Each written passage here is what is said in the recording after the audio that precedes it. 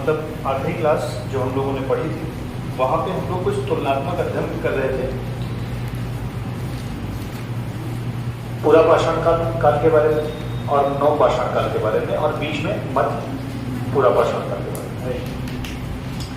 तो मैंने आपको पूरा पाषाण काल को भी 3 भागों में डिवाइड करके बताया था, एक तो निम्न पूरा पाषाण काल, मध्य पूरा पाषाण काल और उच्च पूरा पाषाण काल। ठीक है, मैंने आपको यह भी बताया था कि इतिहास को अपनी सहूलियत के हिसाब से हम लोग प्राचीन इतिहास को एक तो मध्यकालीन इतिहास और एक आधुनिक इतिहास में बांटते हैं।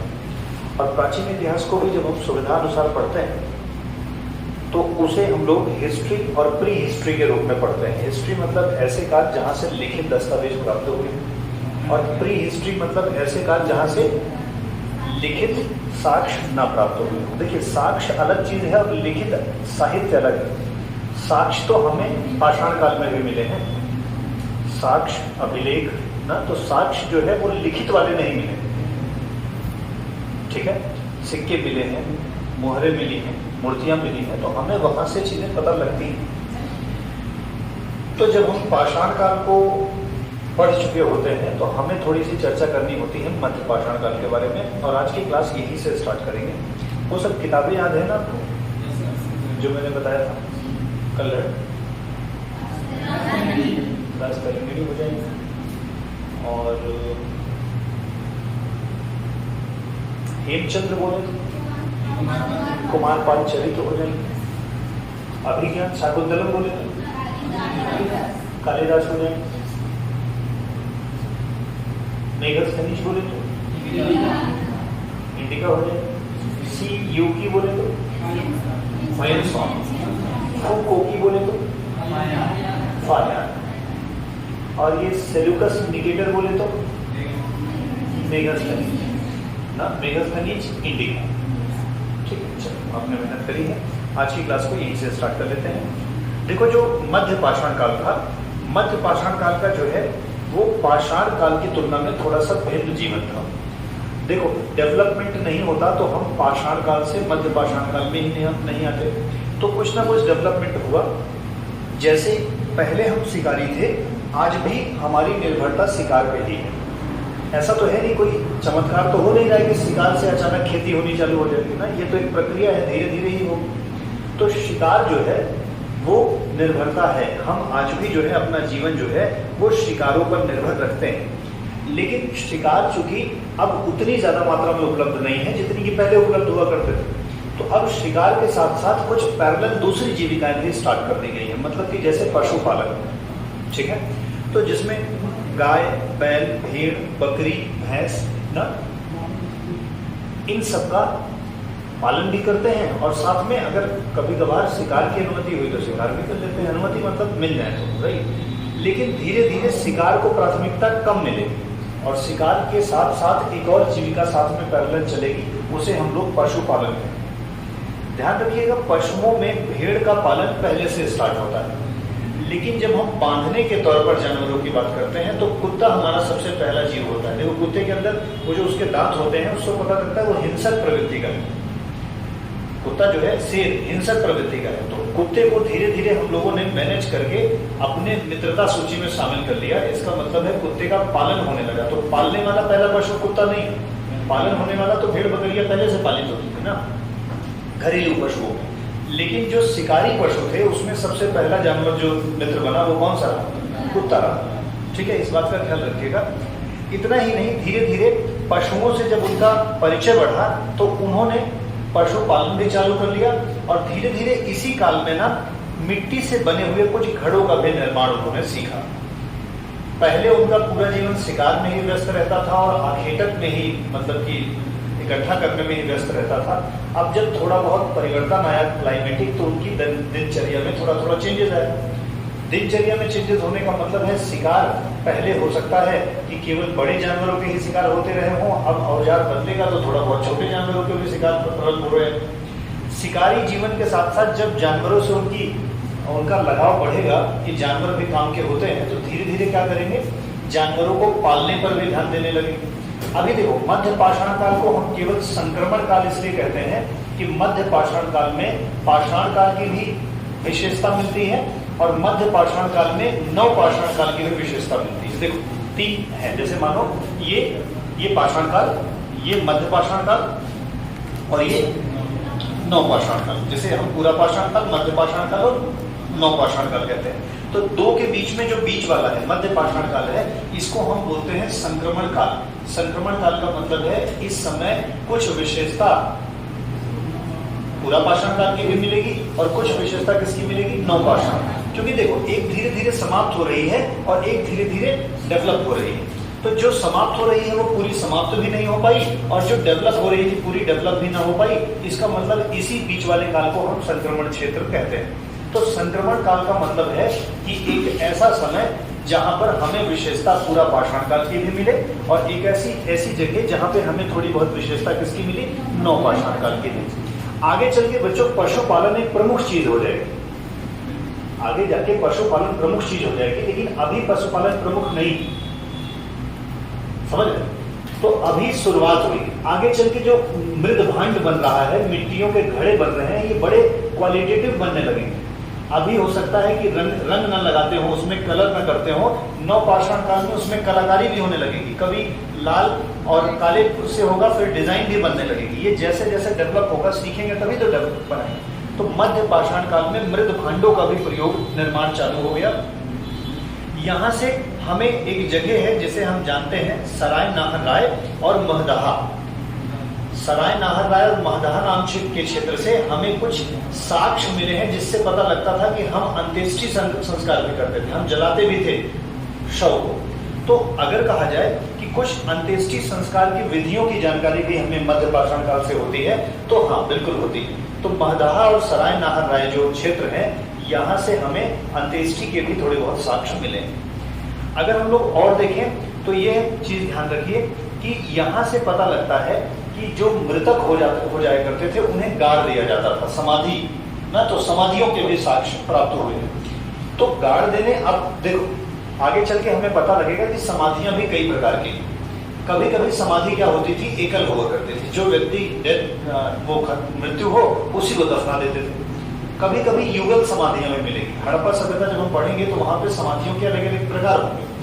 वहां पे तो हमें सिंबॉलिक समाधियां भी मिली, प्रतीकात्मक समाधि भी मिली। प्रतीकात्मक समाधि का मतलब है कि वहां पर व्यक्ति नहीं है, लेकिन व्यक्ति से जुड़ी हुई वस्तुएं, जैसे मान लीजिए आज भी होता है कि कोई व्यक्ति विदेश या कहीं पे गया, वहां ट्रेन से कट के उसकी डेथ हो गई या किसी कारण से वो लौट के नहीं आया, तो जब लोग ये आश्वस्त हो जाते हैं कि वो नहीं रहे, तो उनके लिए श्राद्ध, पिंडदान, ये सब अभी भी लोग करते हैं।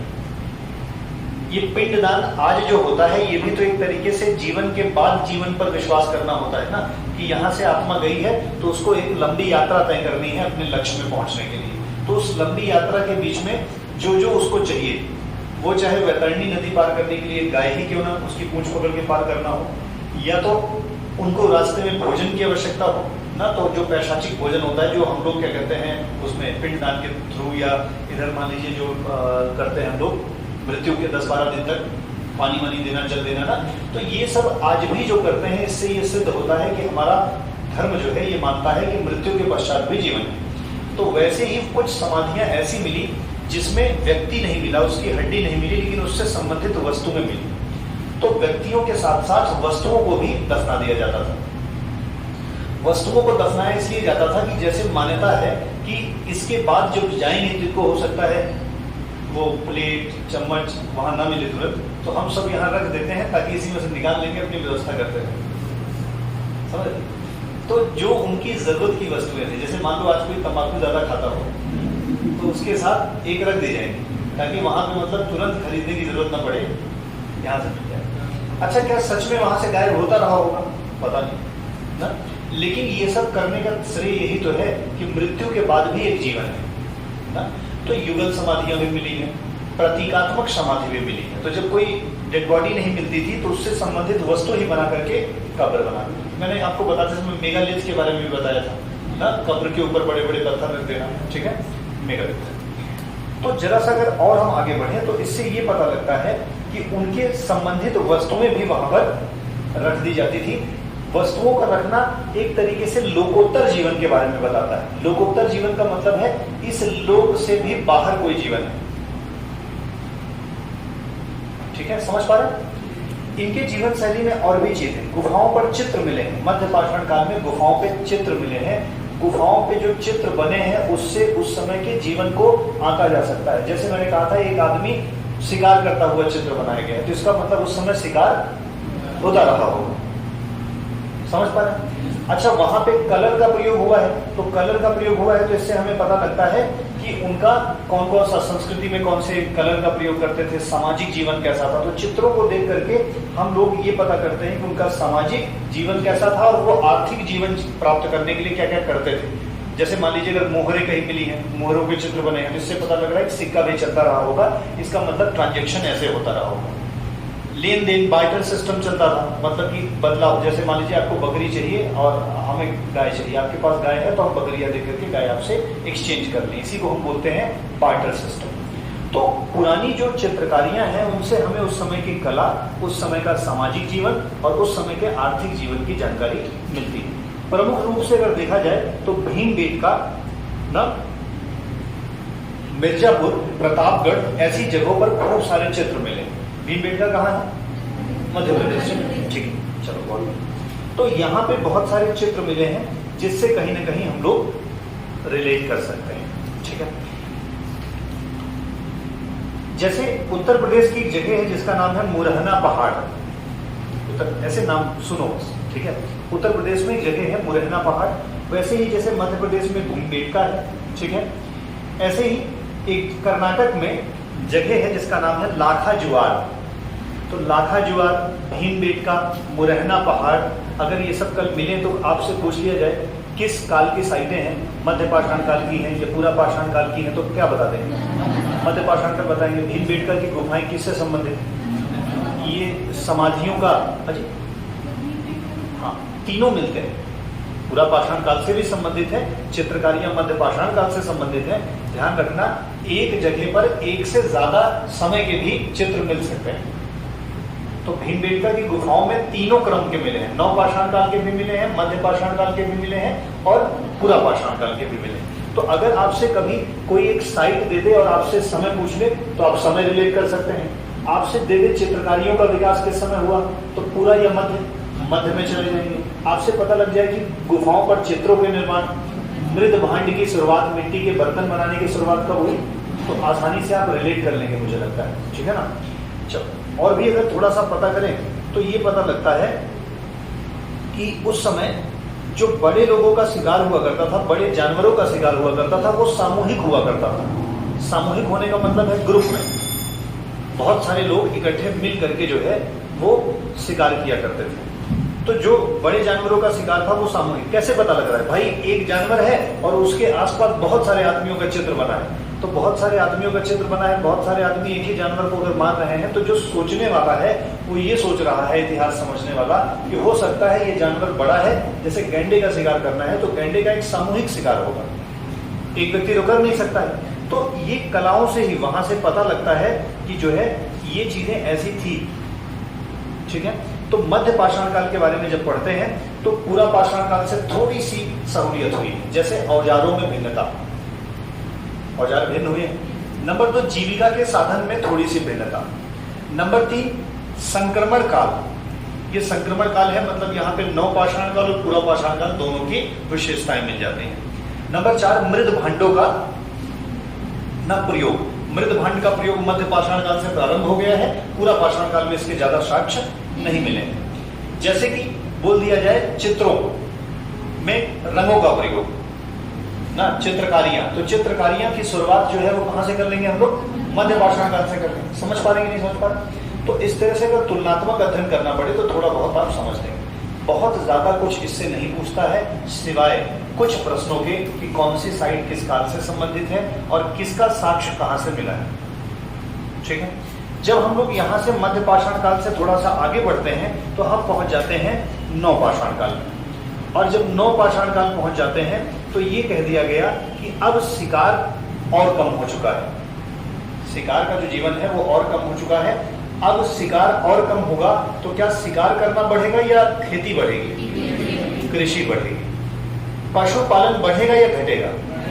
बढ़ेगा, क्योंकि हमें ये पता लग गया कि गाय को मारने से हो सकता है 2 ही दिन का भोजन मिल पाए, लेकिन गाय को अगर पाल लें तो हो सकता है उसके मिल्क से फीडिंग जो है वो हमेशा की हो जाए। तो हमें जब गाय के महत्व का पता लगने लगा तो धीरे धीरे हम शिकार करने की अपेक्षा क्या करने लगे, गाय भैंस भेड़ इनका पालन करने लगे। बात समझ रहे? तो नवपाषाण काल में सबसे पहली चीज जो विशेषता के रूप में आई वो हुई कि अस्थाई जीवन हो गया। पूरा पाषाण काल में एकदम मतलब घुमक्कड़ वाला जीवन है, आखेटक है, शिकारी है, कौन कब कहां है कुछ पता नहीं। मध्य पाषाण काल में अस्थाई नहीं हुआ, लेकिन पहले की अपेक्षा शिकार में कमी आई, औजारों में परिवर्तन हुआ, लोग शिकार की अपेक्षा भी दूसरे विकल्पों को ध्यान देने लगे। थोड़ा बहुत कृषि की जानकारी, थोड़ा बहुत पशुपालन की जानकारी, ये सब होती है। शिकार के पैटर्न में परिवर्तन हुआ, पहले शिकार लोग अलग तरीके से करते थे, दूसरे हथियार थे, अभी हथियारों में चेंजेस आए। लेकिन मध्य पाषाण काल कोई बहुत बड़ा चमत्कार नहीं कर पाया, क्योंकि मध्य पाषाण काल में वही चीजें हैं, या तो वो पूरा पाषाण काल की हैं और या तो वो नव पाषाण काल की हैं, क्योंकि नव पाषाण काल की अंडर डेवलप थी और पूरा पाषाण काल की खत्म हो रही थी। तो मध्य पाषाण काल में बहुत बड़ी घटनाएं नहीं। जब नव पाषाण काल आता है तो एक नई विशेषता की शुरुआत होती है कि नव पाषाण काल में व्यक्ति एक जगह पर घर बना के रहने लगता है, अस्थाई जीवन की शुरुआत होती है। याद करो, जब जब कृषि करोगे तो तुम्हें कुछ दिन तक रहना पड़ेगा ना वहां पे। ऐसा थोड़ी ना खेत बोए और चले गए। अब शिकार नहीं मिला तो आगे बढ़ के पहले होता था, लेकिन अब अगर आप खेत बोओगे तो उसको जब तक कटाई नहीं हो जाएगी तब तक वहां पे आप रहेंगे कि नहीं रहेंगे। तो अस्थाई जीवन की शुरुआत हुई। ये विशेषता जो है वो कहाँ की है? और क्या अगर हम यही कहते कि कृषि थोड़ा विकसित अवस्था में आई है तो कोई दिक्कत है क्या? मध्य पाषाण काल से थोड़ा सा बेहतर। हाँ, कृषि इतनी प्रमुख नहीं है कि हमें अन्नागार की स्थापना करनी पड़े। कृषि चालू हो गई है, लेकिन कृषि प्रमुख रूप से देखा जाए तो हड़प्पा सभ्यता में आएगी ना। जब हम हड़प्पा सभ्यता में आएंगे तो कृषि कैसी हो जाएगी? एकदम प्रमुख हो जाएगी और पशुपालन गौड़ हो जाएगा। लेकिन वर्तमान समय में पशुपालन प्रमुख है और कृषि हो रही है, लेकिन बहुत ज्यादा प्राथमिकता में नहीं है, दोनों चीजें। लेकिन अगर आपसे पूछने की कौन प्राथमिक और कौन गौड़ कहा जाए तो हम बोलेंगे पशुपालन प्रमुख है और कृषि जो है गौड़ है। गौड़ मतलब द्वितीय। तो एक चीज हुआ, अस्थाई जीवन बिताना आरंभ कर दिया, ठीक है ना। फिर भी जो है इस समय पत्थर के औजार का प्रयोग हो रहा है। पत्थरों का औजार समाप्त नहीं हुआ है, लेकिन वो और नुकीले और बेहतर औजारों में परिवर्तित हो गए। अब लोग हड्डियों का भी प्रयोग औजारों की तरह करने लगे हैं। उनका दिमाग इतना काम करने लगा है कि पत्थर के अलावा ये हड्डी भी मजबूत है, इसका भी प्रयोग किया जा सकता है। हड्डियों से भी सिलाई के लिए सुई का प्रयोग होने लगा है। मैंने आपको कहा था पाषाण काल की जो उत्तरोत्तर अवस्था है, मतलब जो एकदम अंत की अवस्था है, उस समय लोग जंगल को छोड़कर मैदानी क्षेत्र में आ चुके हैं। जंगल को छोड़कर मैदानी क्षेत्र में आएंगे तो उन्हें कपड़ों की आवश्यकता होगी। कपड़ों के लिए वो पत्तियों का प्रयोग कर रहे होंगे, या तो पेड़ की छालों का प्रयोग कर रहे होंगे, या तो जानवरों की खालों का प्रयोग कर रहे होंगे। इन तीनों के प्रयोग में सिलाई की थोड़ी बहुत महत्व बन जाएंगे। इसीलिए सिलाई के लिए हड्डियों में ऊपर की तरफ छेद करके उसे सुई की तरह से लोग प्रयोग कर लेंगे। तो अब धीरे धीरे केवल शिकार करने वाले औजार ही नहीं, बल्कि घरेलू प्रयोग के भी औजार संचरण में आएंगे। थोड़ा समझ में आ रहा है? अगर फिर पूछ लिया जाए कि स्थायी जीवन शैली किसकी विशेषता है? नवपाषाण काल की। लेकिन कहते हैं कि ये क्या कहते हैं, मृदभांड जो है इसकी शुरुआत कहाँ मिलती है? मध्य। लेकिन मृदभांड पूरी तरह से विकसित कहाँ पाया गया? नवपाषाण काल में पाया गया, ठीक है। हथियार में विकास, मतलब जो बड़े टेबुल संस्कृति जो थी या चापर संस्कृति थी, उसका संबंध किससे था? पूरा पाषाण काल से। और फलक संस्कृति कौन सी? मध्य पाषाण। मैंने ये चीजें रिलेट करी थी कि बहुत बड़े पत्थर हैं, टेबुल मतलब पत्थर, उसका कोई आकार नहीं है, ऐसे है, उसी से मारपीट करके काम कर लेते हैं। चापर संस्कृति, टेबुल संस्कृति, ये दोनों जो है पूरा पाषाण काल से संबंधित है। लेकिन फलक संस्कृति का संबंध मध्य पाषाण काल से, ठीक है। मध्य पाषाण काल में आग की भी खोज हो चुकी है, लेकिन आग का प्रयोग नहीं पता किसी को। आग का समुचित प्रयोग जो है वो नवपाषाण काल में प्रारंभ हुआ। तो आग का प्रयोग जो है वो नवपाषाण काल से संबंधित है, लेकिन आग की खोज की बात की जाए तो इसका संबंध किससे है? पूरा मध्य पाषाण काल से। तो खोज मध्य में ही हो गई, लेकिन किसी को पता ही, जैसे मान लो आपको कोई चीज मिल जाए, लेकिन आप उसका जब प्रयोग ही नहीं कर पाओगे तो किसी काम की होगी क्या? उसका संस्कृति, सामाजिक, आर्थिक जीवन में कोई योगदान होगा? नहीं। तो आग भले ही है, लेकिन जब लोग प्रयोग ही नहीं कर पा रहे हैं तो क्या उस आग का कोई काम है? क्या कोई बदलाव ला पा रही है? नहीं ला पा रही है। तो आग अभी जैसे ना होती तब पर भी वैसे ही रहता, और हुई है तब पर भी ऐसे ही है। तो प्रयोग नहीं कर पा रहे लोग। लेकिन पूरा पाषाण के बाद मध्य के बाद फिर नव पाषाण काल में आग का विस्तार प्रयोग हो जाएगा। लोग जान जाएंगे और वो भोजन पका के खाने लगेंगे। ठीक है। इसी दौरान जब घर बना के लोग रहने लगेंगे तो काम कम हो जाएगा, अस्थायी जीवन हो जाएगा।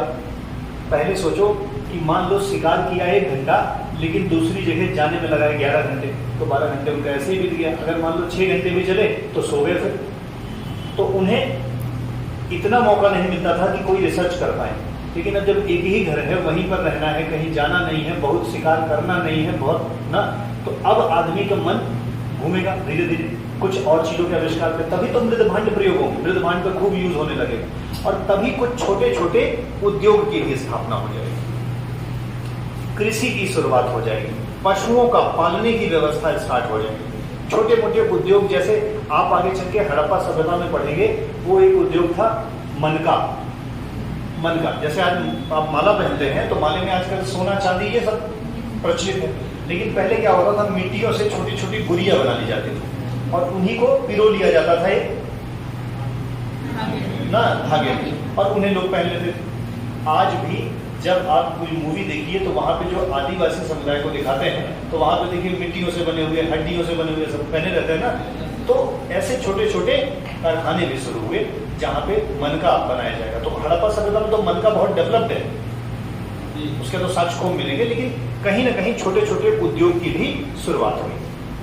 लेकिन जो भी चीजें अभी सब ये लोग कर रहे हैं, ये सभी लोग बहुत प्राकृतिक तरीके से कर रहे हैं। बहुत ज्यादा इसमें उद्योग विकसित नहीं है। उद्योग विकसित मतलब किसी के पास कंप्यूटर तो था नहीं उस समय, ठीक है। तो मतलब जितना हो सकता है नेचर से जो प्राप्त हो रहा है उसी का ये लोग प्रयोग कर रहे हैं, फिर से नेचर में मिल जा रहा है, फिर से प्रयोग कर रहे हैं, फिर से नेचर में मिल जा रहा है। जैसे मान लीजिए मृदभांड बना ही लिया तो मृदभांड कल फूटेगा, फिर से मिट्टी बन गई, और फिर से मिट्टी बनाया, फिर मृदभांड बना। हाँ, पिछले वाले मृदभांड में हो सकता है कि रंग न लगा सकते हो, लेकिन इस बार ये गेरुए रंग का को प्रयोग कर रहे हैं, लाल कलर का को प्रयोग कर रहे हैं। लाल के साथ आगे चल के काले कलर का भी प्रयोग होने लगेगा। तो अगर पूछ लिया जाए कभी कि किस रंग का सर्वाधिक प्रयोग हो रहा है, तो वो किसका? लाल कलर का प्रयोग हो रहा है, गेरुआ रंग का वो प्रयोग हो रहा है। ठीक है। यहीं से अगर देखा जाए तो पाषाण काल में जब चर्चा हो तो बच्चे पता चलता है, स्पेशली मेहरगढ़ से लगभग पता लगता है कि 7000 ईसा पूर्व यहाँ पे लोग बसना चालू हो गए थे। 7000 ईसा पूर्व मतलब हड़प्पा सभ्यता लगभग 2700 से 3500 वर्ष पूर्व है, 3500 से भी 3500 वर्ष पूर्व, लगभग 7000 वर्ष पूर्व मेहरगढ़ में लोगों का निवास प्रारंभ हो गया था। आपको ये लगता होगा सर ये एग्जैक्ट डेट कैसे पता कर लेते हैं? तो सर कार्बन डेटिंग हमारे पास प्रक्रिया है। कार्बन एक तत्व होता है जो किसी भी जीवित व्यक्ति में होता है, ठीक है, और वह तत्व की विशेषता होती है कि वो किसी विशेष स्थितियों के आधार पर नहीं खत्म होता, वो हमेशा एक निश्चित पैटर्न पर खत्म होता है। उदाहरण में बताऊं, जैसे मान लीजिए ये कोई चीज है, ये प्रत्येक 10 वर्ष बाद 2% खत्म हो जाएगी। ये प्रत्येक 10 वर्ष बाद कितनी? 2% खत्म हो जाएगी। अब ये कहीं पर रही और मैं इसको खोजते हुए पाया तो मुझे मिला कि ये 50% मिली है केवल। तो अगर मान लीजिए मनुष्य के शरीर में 1 ग्राम कार्बन होता है, मान लीजिए 100 ग्राम कार्बन होता है उदाहरण के लिए, और जब हम उसकी जांच कर रहे हैं तो उसमें केवल 30 ग्राम कार्बन मौजूद है हड्डियों में। तो 30 ग्राम कार्बन मौजूद है, इसका मतलब 70% डिके हो चुका है। 70%, हाँ, और देखो डिके हो गया मतलब खत्म हो गया। अब जैसे 1 ग्राम मान लो 1000 वर्ष में खत्म होता है उदाहरण के लिए, तो हमने ये सोचा कि अगर 70 ग्राम खत्म हो गया है, इसका मतलब लगभग 70,000 वर्ष पुरानी कहानी है ये। तो इतिहास हमेशा कल्पनाओं पे ही चलता है। तो ऐसे ही कार्बन डेटिंग के और भी मेथड हैं, लेकिन कार्बन डेटिंग के माध्यम से हम आसानी। डेंड्रोग्राफी भी है, वो पेड़ होता है ना, तो पेड़ में रिंग्स बनी होती है। जो पेड़ जितना पुराना होता है उसमें उतनी रिंग्स बनी होती है अंदर। कभी पेड़ काटो तो उसमें पेड़ में रिंग्स बनी होती है ना, तो उसके आधार पर भी पेड़ों की आयु ज्ञात की जाती है। जो जितना पुराना होगा उसमें उतनी ज्यादा रिंग्स बनी,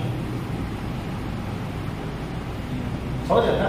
तो इस तरीके से भी पता किया जाता है कौन कितना पुराना है। तो हम लोग सामान्यतः कार्बन डेटिंग का प्रयोग करते हैं। कार्बन डेटिंग कार्बन के क्षय को देखते हुए जो जितना ज्यादा क्षय हुआ होगा उतना हम उसके हिसाब से डेट निकाल लेते हैं। तो लगभग मेहरगढ़ से जो साक्ष्य मिले हैं उससे पता चला है कि लगभग 7000 वर्ष पूर्व जो है वो लोग यहाँ आकर बसना चालू कर दिए थे।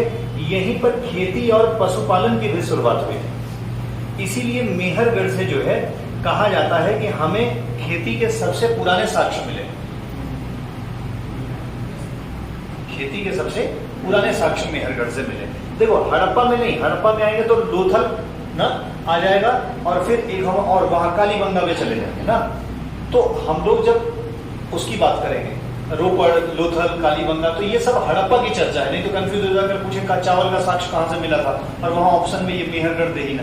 हाँ पूछे पाषाण काल में कहाँ पे मिला था, तो फिर हम लोग इन सब पे जाएंगे, समझ रहे। तो अभी आप पाषाण काल पढ़ रहे हैं, प्लीज इसको लोथल, रोपड़ और कालीबंगा से रिलेट मत कर देना कि वहां जुता हुआ खेत मिला था, कहीं पर चावल मिला था, रोपड़ में भूसी मिली थी ना, ये सब पे बहुत चर्चा नहीं करेंगे।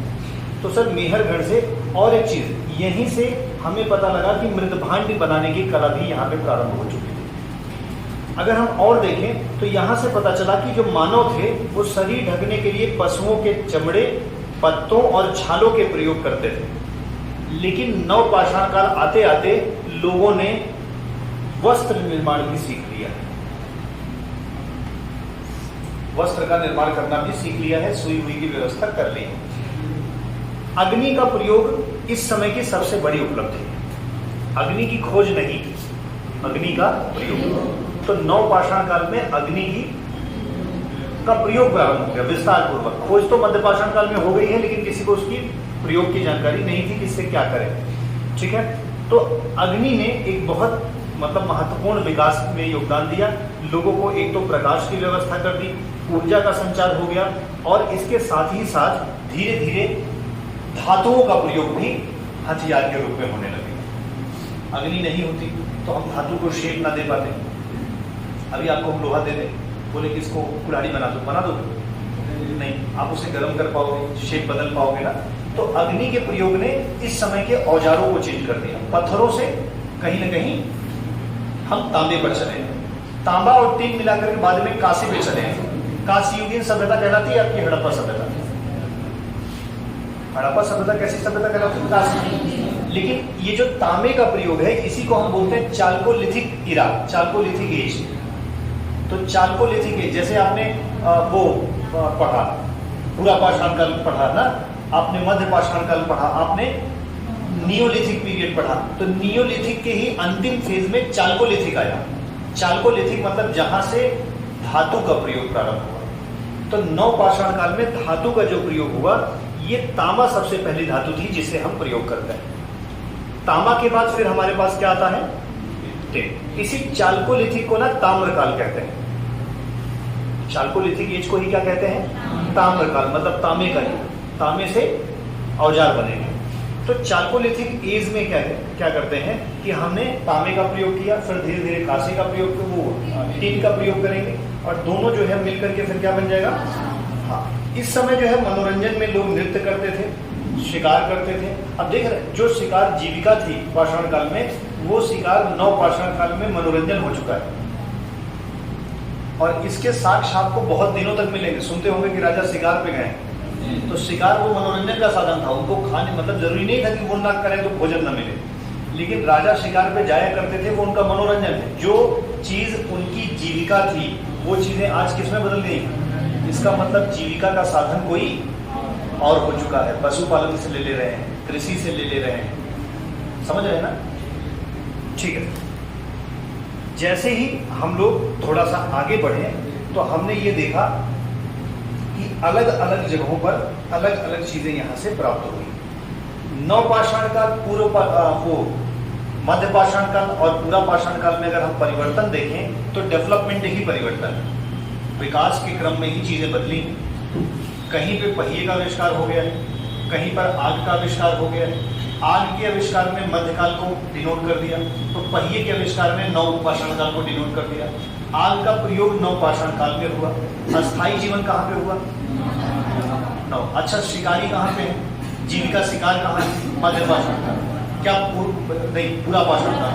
मध्यपाषाण काल में क्या है? संक्रमण काल है। ना तो ये पूरी तरह से खत्म हुआ, ना तो ये पूरी तरह से विकसित हो पाया। तो इसीलिए मध्य पाषाण काल के बारे में ज्यादा चीजें नहीं पूछी जाती। इसीलिए मध्य पाषाण काल के जितने स्थल है ना, वहां दोनों की विशेषताएं मिल जाती है, पूरा की भी, नव की भी। और जहां पूरा और नव की मिल जाएगी तो मध्य तो बेचारा खुद है ही। इसीलिए मध्य पाषाण काल के अधिकतर स्थल जो है वो तीनों चीज की विशेषताएं बता रहे होते हैं। क्योंकि मध्य पाषाण काल है क्या? एक सभ्यता खत्म हो रही है वो है, और एक सभ्यता विकसित हो रही है वो है। इन्हीं दोनों को बोलते हैं मध्य। और जब वो विकसित हो गई तो वो नव हो गई, और जब वो पहले वाली विकसित थी तो वो मध्य पूरा थी। तो पूरा जब खत्म होने लगी तो मध्य आया, और नई जब शुरू हुई तो मध्य आया। इसका मतलब मध्य में कुछ नहीं हुआ। मध्यकाल को केवल हम संक्रमण जोन ही मानते हैं। इसीलिए हमें जब भी कभी विशेषताएं पढ़नी होती हैं, याद करनी होती हैं, तो हम कोशिश करते हैं कि पूरा पाषाण काल की पढ़ने और नव पाषाण काल की पढ़ने। मध्य पाषाण काल की कोई बहुत विशेषताएं नहीं होती। एक बात मुझे बताइए कि क्या आपको ये बात समझ में आ रही है कि धीरे धीरे डेवलपमेंट हुआ है? धीरे धीरे डेवलपमेंट हुआ तो क्या डेवलपमेंट समाप्त हो जाएगा या आगे बढ़ेगा? विकास एक प्रक्रिया है, वो आगे बढ़ती ही जाती है। इसीलिए ये इतना ज्यादा विकसित हो गया कि आगे चल के हमें एक बड़ी सभ्यता यहीं पर देखने को मिलती है, और उस सभ्यता को हम कौन सी सभ्यता कहते हैं? हड़प्पा सभ्यता कहते हैं। ठीक है, तो जैसे जैसे विकास की प्रक्रिया बढ़ती चली गई तो हमारे यहाँ एक बहुत बड़ी और विकसित सभ्यता का निर्माण हो गया, जिस सभ्यता को हम कौन सी सभ्यता कहते हैं? हड़प्पा सभ्यता कहते हैं। हड़प्पा सभ्यता का नाम हड़प्पा इसलिए पड़ा क्योंकि इसका पहला शहर जो खोजा गया वो हड़प्पा रहा। हड़प्पा सभ्यता का नाम सिंधु घाटी सभ्यता भी था, क्योंकि शुरुआत में जब खोज हुई, सोना है क्या आपको? अगर सोना हो तो सो जाइए पीछे, देखते रहे। अगर क्लास में सोना हो तो मुझे बताइए। सर सोना है, सो जाइए। लकड़ी के औजारों का उपयोग हम लोग करेंगे हड़प्पा सभ्यता में, स्पेशली हम लोग नहीं, औजार लकड़ी के औजारों का प्रयोग तो हमेशा से होता आ रहा है, पाषाण काल से ही। पत्थर के साथ साथ लकड़ी के औजारों का भी प्रयोग हम लोग करते रहेंगे, लेकिन उन्हें औजार के रूप में नहीं, सहायक के रूप में रहेगा। आगे चल के नवपाषाण काल से हम लकड़ी का प्रयोग हथियारों में बेट के रूप में करने लगते हैं। तो अगर मैं कहूं कि ज्यादा प्रयोग कहाँ पे जाना है तो वो नवपाषाण काल में ही रहेगा। बाकी लकड़ियों का प्रयोग इसके पहले भी होता रहा होगा, क्योंकि लकड़ियां तो उपलब्ध रहती है ना, लकड़ियां तो हमेशा।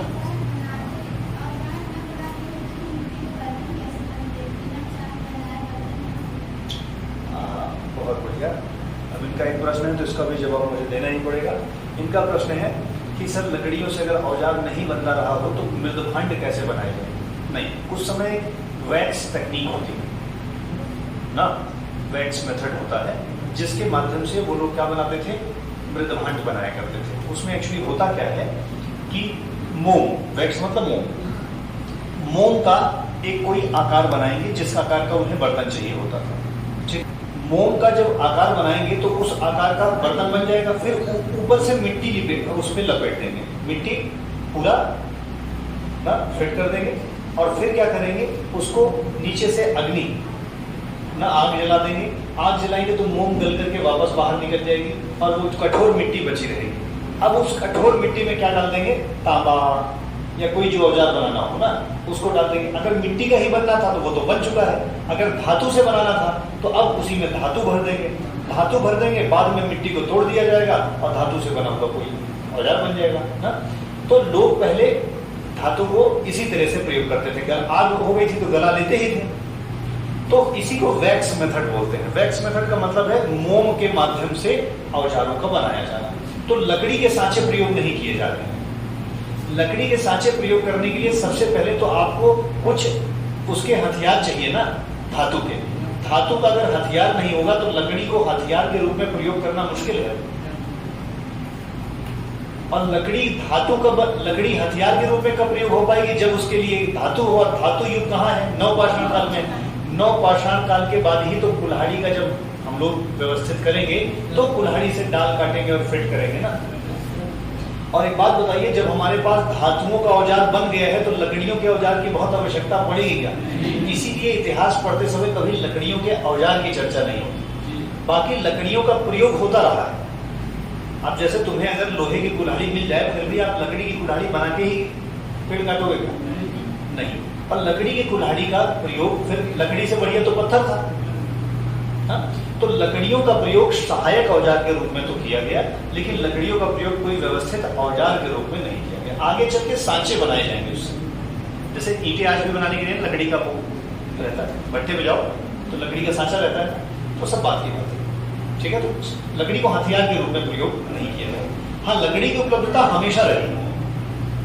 लकड़ी की उपलब्धता उनके पास पूरा पाषाण काल से रही है, लेकिन उस समय भी उन्होंने हथियार किसको बनाया?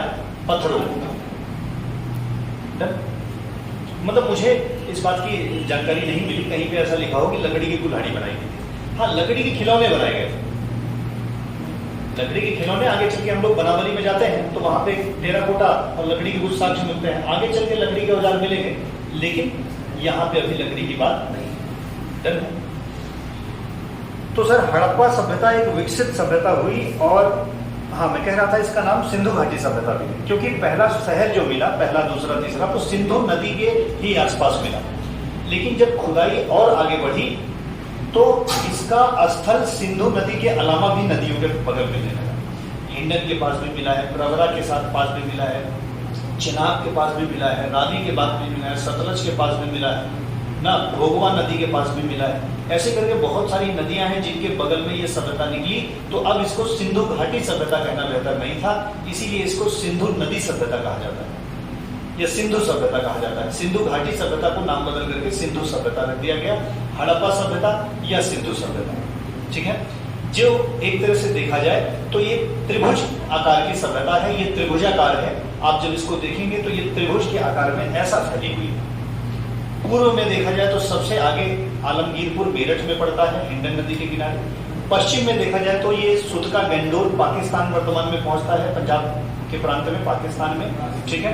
अगर हम नीचे जाएं, मतलब दक्षिण क्षेत्र में जाएं, तो हमको मिलता है कौन सा? दहमाबाद, महाराष्ट्र में। और अगर हम पूरब के उत्तर के क्षेत्र में जाएं तो सबसे ऊपर मांडा मिलेगा, जम्मू कश्मीर, जो कि चिनाब नदी के किनारे है। दहमाबाद जो है वो प्रवरा नदी के किनारे है। इस तरह से ये पूरी सभ्यता जो है नॉर्थ ईस्ट ना वेस्ट साउथ, चार दिशाओं में, चारों उसके साक्ष्य आपने जान लिए। अब हड़प्पा सभ्यता के बारे में हम लोग कल की क्लास में पढ़ेंगे शुरुआत से, लेकिन हम लोग पहले नोट करेंगे कल के जो पॉइंट होंगे, मतलब किसके बारे में? ऐतिहासिक काल के बारे में, ठीक है ना, मतलब पाषाण काल के बारे में। तो कल इसको नोट करवा के फिर नए पॉइंट के बारे में पढ़ेंगे। आज की क्लास थोड़ा सा कुछ कारण से ना एसी का ट्रांसफर होना है यहाँ से, तो उसे हम लोग जल्दी छोड़ दे रहे हैं, फिर कर देंगे, ठीक है। Thank you very much ji.